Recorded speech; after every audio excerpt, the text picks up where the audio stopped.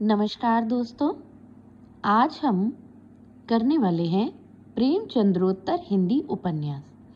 यानी प्रेमचंद्र काल के पश्चात जो उपन्यास लिखे गए वे प्रेमचंद्रोत्तर हिंदी उपन्यास के रूप में जाने जाते हैं।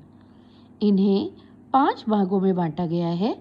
पहला मनोविश्लेषणवादी उपन्यास, दूसरा साम्यवादी उपन्यास, तीसरा ऐतिहासिक उपन्यास, चौथा आंचलिक उपन्यास और पांचवा प्रयोगवादी व आधुनिकता बोध के उपन्यास। इसमें सबसे पहले मनोविश्लेषणवादी उपन्यास में पहले उपन्यासकार का नाम आता है जैनेन्द्र। जैनेन्द्र मुख्य मनोविश्लेषणवादी उपन्यासकारों में जाने जाते हैं, जिनकी 3 रचनाएं परख 1929, सुनीता 1935 और त्यागपत्र 1937 हैं।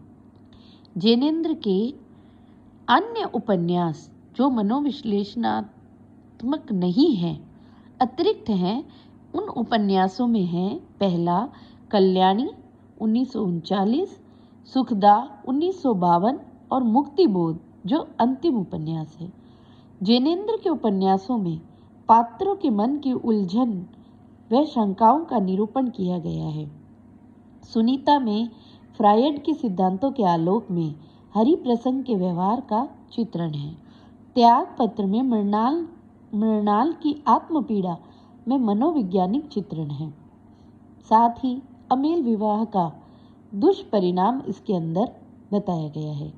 कल्याणी एक असंतृप्त आधुनिक नारी की कथा है। सुखदा कुंठाग्रस्त नारी की कथा है। इनके उपन्यासों में समाज की अपेक्षा व्यक्ति का महत्व अधिक है।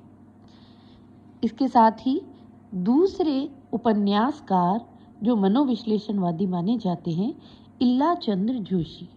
इल्लाचंद्र जोशी का पहला उपन्यास सन्यासी 1941, पर्दे की रानी 1941, प्रेत और छाया 1945, निर्वासित 1946, जिप्सी 1952, जहाज का पंछी 1955 और मुक्ति पथ।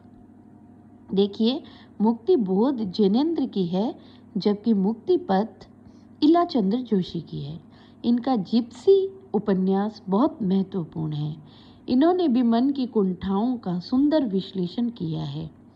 इनके उपन्यासों की मूल विषय वस्तु प्रेम व रोमांच है।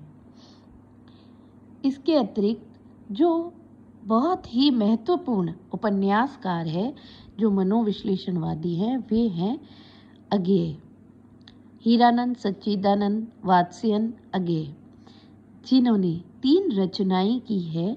पहला शेखर एक जीवनी, जिसका समय है 1941, नदी के द्वीप 1951 और अपने अपने अजनबी। ये 3 उपन्यास अगेय जी ने लिखे हैं। उपन्यास में प्रेमचंद्रोत्तर हिंदी उपन्यासों में पहला मनोविश्लेषणवादी उपन्यासकार जो हमने 3 बताए हैं, इसके पश्चात अब साम्यवादी या प्रकृतिवादी उपन्यास तथा उपन्यासकार। साम्यवादी उपन्यास के अंदर जो पहले उपन्यासकार हैं यशपाल शर्मा।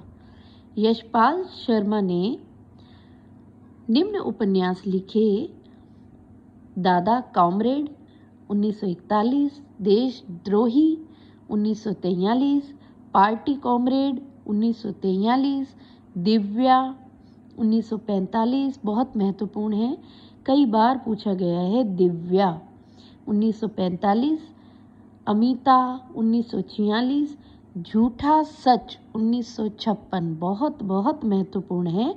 झूठा सच 1956 में जो देश विभाजन की त्रासदी के ऊपर लिखा गया है, झूठा सच। इसके पश्चात दूसरे उपन्यासकार हैं भैरव प्रसाद गुप्ता, जिनका एक उपन्यास बहुत ही प्रसिद्ध है, सती मैया का चोरा। इसके पश्चात तीसरा है भगवती चरण वर्मा। इनका बहुत ही महत्वपूर्ण उपन्यास है चित्रलेखा। और एक बार प्रश्न यह भी पूछा गया था कि भगवती चरण वर्मा का कौन सा उपन्यास है जिसमें पाप और पुण्य की व्याख्या की गई है, तो 1934 में लिखा गया चित्रलेखा, जिसमें पाप और पुण्य की व्याख्या की गई है। भूले बिसरे चित्र, टेढ़े मेढ़े रास्ते, सामर्थ्य और सीमा और सब ही नचावत राम गोसाई, ये भगवती चरण वर्मा के प्रमुख उपन्यास हैं। इसके पश्चात के उपन्यासकार अमृतलाल नागर के प्रमुख उपन्यास है बूंद और समुद्र 1956, सुहाग के नुपुर 1960, अमृत और विष 1966, मानस के हंस जो उन्होंने तुलसीदास के जीवन के ऊपर लिखा था 1973 में, मानस के हंस, खंजन नयन जो उन्होंने सूरदास के ऊपर 1981 में लिखा था, सेठ बांके मल, ये इनके प्रमुख उपन्यास है। बूंद और समुद्र में उन्होंने भारतीय जीवन की आचार विचार और मर्यादाओं का चित्रण किया है। मानस का हंस